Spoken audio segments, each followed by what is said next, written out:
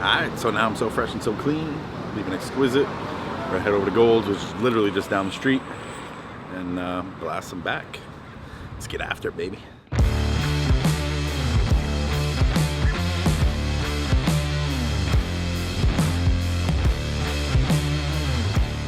So starting with Old Faithful here, this is pretty much the exercise I do to start out almost every back workout. Just regular bar pull downs, I just don't feel them. My scapulas don't contract properly. So the only pull down / pull up movement where I actually feel movement is this hoist machine. So my tried and true, I stick to it, and I feel like since I've started using this consistently, my back has made some of the best improvements. So if it ain't broke, don't fix it. I'll do 2 pull down movements, and then move on to 2 row movements, and then superset another pull and a row movement. Call it a day. Being 5 days out, I'm not going to train for an hour and a half. It's just going to be, intensity's pretty high. Stopping, not my crazy balls out, grip it and rip it, but, going close to failure, but just trying to keep the workout a little shorter. So that's what we got today.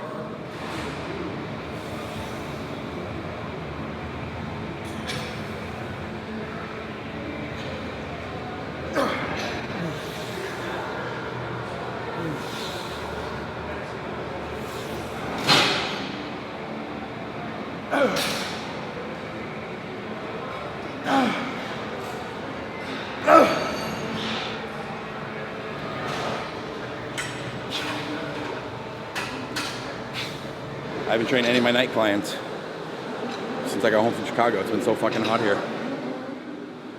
I mean, today is cool, but in this gym, the humidity probably runs at like 85, 90%.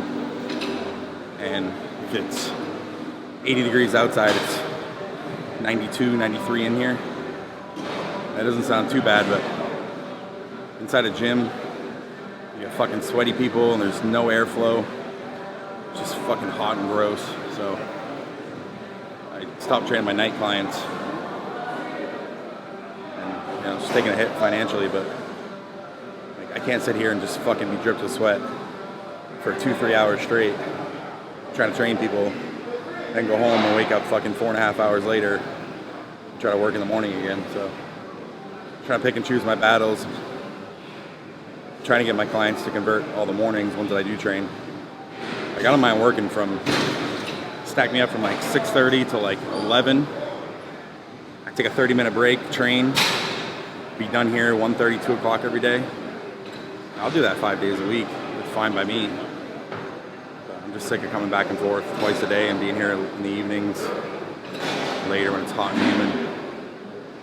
I'll find a way to start spending my winters in LA and summers in Alaska, some shit like that. So I never have to deal with the heat.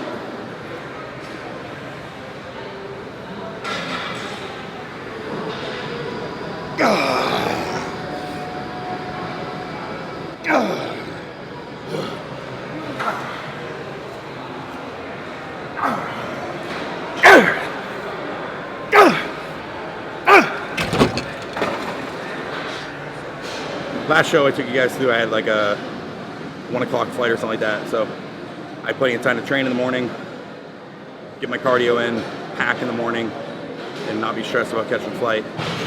I got a 10:40 a.m. flight tomorrow. Means I gotta be at the airport here before 9. I'm always one of those people that like to be a little early. So I won't really have time to train in the morning. I could, but it'd be a little rush.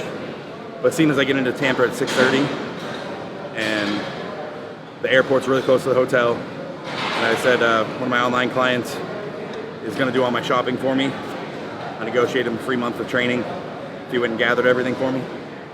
And so I'm going to train. I'm going to do cardio tomorrow morning, come in, do cardio pose, get my pictures, my normal routine, and then go home, finish my packing, fly to Tampa, get settled into the hotel, and go train tomorrow night, do some post-workout cardio.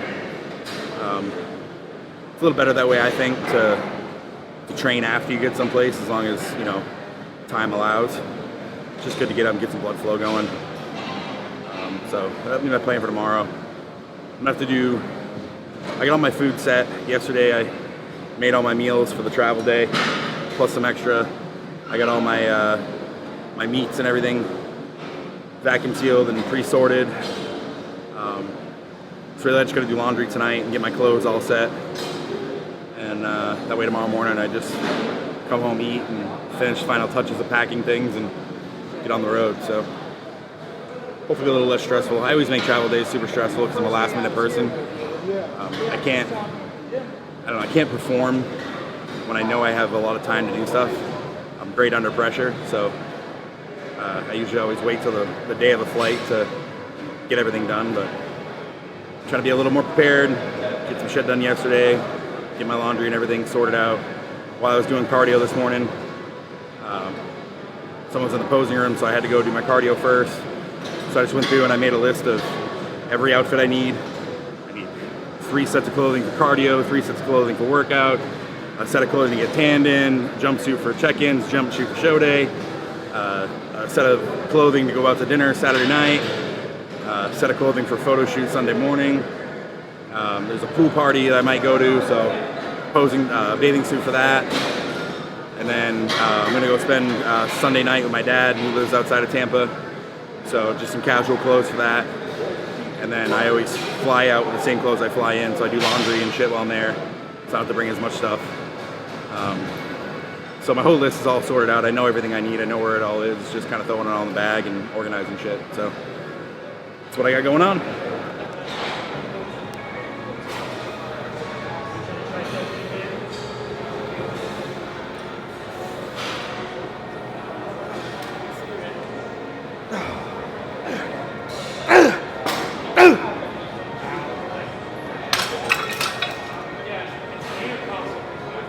Beginning of the year, I was jokingly saying I'm gonna do 5 shows, and everybody thought I was crazy, and no one thought I'd follow through with it. Well, here the fuck I am. 5th show, still going strong. I could probably keep going. My wife will leave me, and I'll be pretty broke soon, but physically and mentally I can keep pushing. Yeah, I mean, it's been an interesting year. You know, placings wise, you know, I have no expectations to place. When I look at a lineup, I know there's guys that I should beat. There's guys that I can beat if I'm 100% and they're 100%. And there's guys that should beat me all day, every day. You know, so I'm pretty realistic about things. You know, throughout this year, my placings probably could have been better at a couple shows here and there, but judges, you know, look for different things. You know, some judges like some of a much better structure. I don't have the greatest structure in the world. Some judges like guys a lot more muscle. I don't have the greatest muscle in the world. If a judge likes conditioning, then I'm in the winner's circle there. That's kind of what happened in Chicago. You know, my conditioning brought me ahead of a lot of guys that normally would beat me, and I got a favorable look. You know, going to Tampa, I don't know what to expect. There's a lot of big names in it. Right now there was 20 guys on the list, with I know of at least 5 more that are doing it. And those 5 more guys that I know are doing it are guys that can beat me. As of right now, as the list came out, there's a chance I could slide into that 5th spot if it as is, but like I said, I know there's 5 more guys getting added to it that all should beat me, so that puts me from maybe 5th to maybe 10th. All you can do is control myself, you know, and that's what I talked about earlier in the barbershop. Was the reason why I wanted to do the show was I wasn't 100% happy with how I looked in Chicago, you know, my waist control, because of the suppository I took in order to get rid of the constipation. You know, I think it kind of blurred a lot of things. So, you know, I'm trying to fix that issue this week. You know, it's just all about improving, and I think I've made small improvements each show. Obviously, you can't add size when you keep doing show to show. You know, it's just all about getting tighter and stepping on stage a little drier, a little fuller each time. So going to Chicago, we'll talk about that show prep. So that was the first show that I've prepped myself solely since my first year competing, and it was nerve-wracking. You know, every show, pretty much through my whole career, really, since me and Steph met, she's been with me at every show. You know, financially, we just, you know, couldn't spin it. And this year, me doing so many shows and all the dogs, it was just going to get absurdly expensive to board the dogs and have her flight and everything. So she stayed home for all these shows. So it was nerve-wracking because she's always been a second set of eyes. Even when I was working with a coach, you know, she'd take pictures of me. I'm like, all right, what do you think? How did I look compared to, you know, last check, you know, 2 hours ago, blah, blah, blah. You know, she's not a total trained eye, but she's seen my physique go through all different phases. So, you know, it's nice to have someone to bounce that feedback off. And I went into this show, you know, and even Matt, when I worked with Matt, he said, hey, Brad, whenever you need, if you need me to look at photos for you, I'm always here for you. You know, he extended that offer out to me. But I wanted to do this on my own. You know, I didn't send anybody pictures of anything. I just did everything myself. Made all those own decisions. So it was nerve-wracking. And, I showed up great. Like I said, just minus my stomach. And it wasn't that bad. I was still able to hit a little vacuum. I just, like, on some of my side shots, like my side tricep, my ab and thigh, because of a little bit of bloating, I kind of washed out in the middle of my abs. I have a partial tear in the middle of my abs from a hernia that I had from a long time ago. So unless everything's on point, I lose a little bit of that separation. So that's one of the issues I just wanted to fix. The Chicago experience was good. A nice venue. Oh, I mean, not for spectators, but for competitors, it's nice. Bunch of hotels in the area. Everything's close. Easy to get to. They got a big backstage area. Like I said, placing top 5th, it was exciting. You know, I mean, I'm not gonna say I don't bank on placings, but it's nice to know that to get rewarded for something. You know, so leaving Chicago, kind of, you know, on a little bit of a high note. You know, one of the reasons why I wanted to do Tampa was to kind of fix the stomach issues. Now that I am doing my own prep, you know, I'm a perfectionist, and I want to be happy with the way I walk away from the stage, because I know it's not going to be till probably next summer again till I compete. So, you know, I don't want a bad taste in my mouth. And then I talked about the whole mental aspect of things, how I had kind of a tough time before Chicago, and I've fixed that issue. You know, this has been fine the last 4 weeks. You know, so I'm excited to see what I can do in Tampa and bring some of the things that I've learned and some of the things I know about my body to see if I can really nail this peak. You know, I have this ideal look in my head. It's kind of a combination of the 014 Ferrigno and 13 North Americans prejudging. I think those are still, to date, my most conditioned, most dry, crazy, crispy look. And, you know, I want to get there, and I want to nail that. And, you know, I feel like I'm in a pretty good spot. I'd say I'm as lean as I've ever been.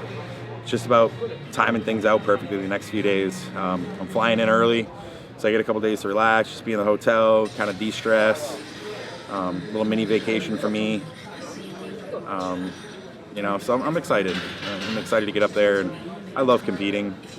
I don't really like being on stage. I get nervous, but I like this whole process of going into it. So I'm excited to see what's next. Like I said, I was supposed to go into this whole athletic training thing, but I don't know. I got the bug to keep pushing this bodybuilding thing. But I know my body needs a little bit of a break, so I'll take some downtime. My knee's feeling a lot better, so that was what I was really scared of.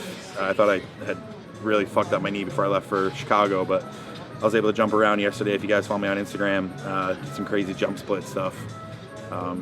So yeah, let's just keep the ball rolling here, and I'll get a wrap up for you guys after Tampa, and figure out what I'm going to do in my next phase of my life. So thanks for following along, and we'll get some content coming soon.